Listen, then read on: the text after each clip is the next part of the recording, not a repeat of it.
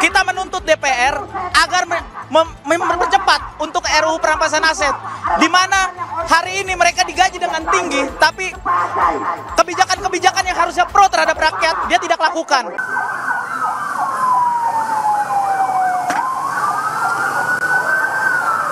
Karena saudara, pada awalnya memang barikade polisi terkonsentrasi di bagian depan gedung MPR DPR RI, di bagian kiri dan juga kanan.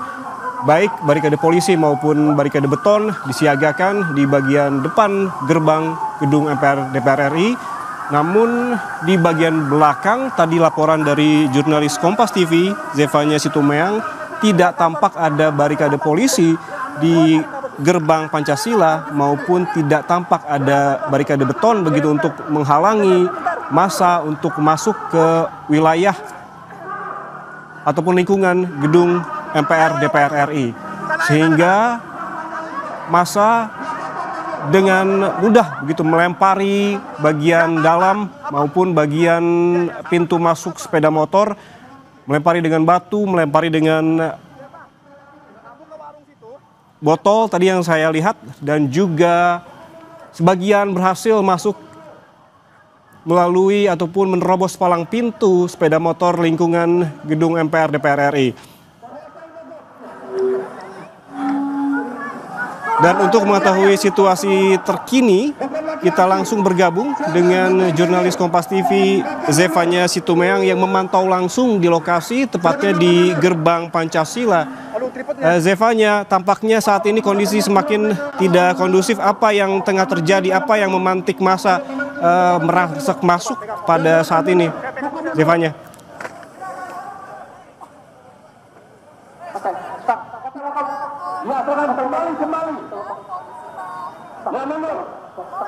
Oke, tampaknya ada kendala audio dengan jurnalis Kompas TV Zefanya Situmeang yang saat ini berada di gerbang Pancasila dekat lapangan tembak di belakang gedung MPR DPR RI.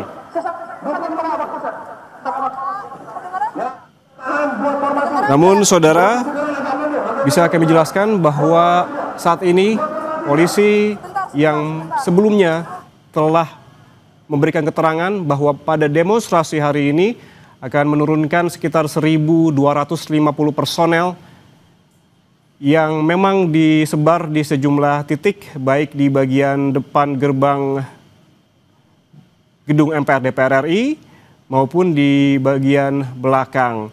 Namun jika melihat dari pagi, skema awalnya tampak polisi masih terkonsentrasi di bagian depan gedung MPR DPR RI, namun setelah dihalau oleh polisi karena terjadi kericuhan di bagian depan, massa bergerak menuju ke jalan di depan Senayan Park dan kembali bergerak ke bagian belakang, tepatnya di gerbang Pancasila ataupun lapangan tembak. Kita kembali ke jurnalis Kompas TV Zefanya Situmeang yang saat ini berada di gerbang Pancasila bagian belakang gedung MPR DPR RI. Zefanya, tadi kami melihat ada kericuhan di sana. Apa yang tengah terjadi, bisa dijelaskan Zefanya?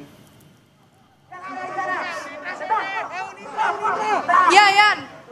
Saat ini tadi memang polisi baru saja menembakkan gas air mata di belakang gedung DPR RI, tepatnya di area gerbang Pancasila.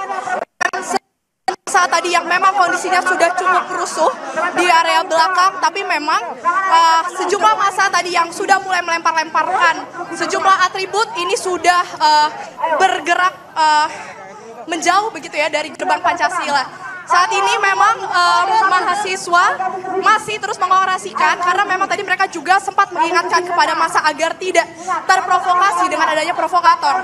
Namun memang gas air mata ini tadi cukup menyerang sejumlah massa sehingga dari mahasiswa yang ada di sini ini saling mengingatkan tentunya, dan mereka terus mengorasikan sejumlah tuntutannya khususnya terkait dengan tunjangan anggota DPR RI ini yang terlalu tinggi 50 juta rupiah begitu, itu yang terus mereka orasikan di tengah mengingat efisiensi anggaran oleh pemerintah, tapi mempertanyakan apa yang menjadi alasan sehingga tunjangan anggota DPR RI ini dinaikkan begitu.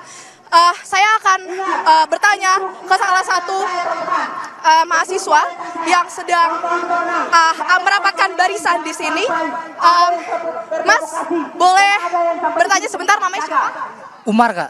Mas Umar, boleh saya tanya apa yang menjadi titik tuntutan Anda dalam demo hari ini?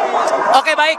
Kalau dari aksi kami hari ini, kami membawa nama KBM Uninda Berdobrak, di mana ada 12 tuntutan yang sudah kami konsolidasikan, yang mana diantaranya adalah kita menuntut DPR agar mempercepat untuk RUU perampasan aset, di mana hari ini mereka digaji dengan tinggi, tapi kebijakan-kebijakan yang harusnya pro terhadap rakyat dia tidak lakukan.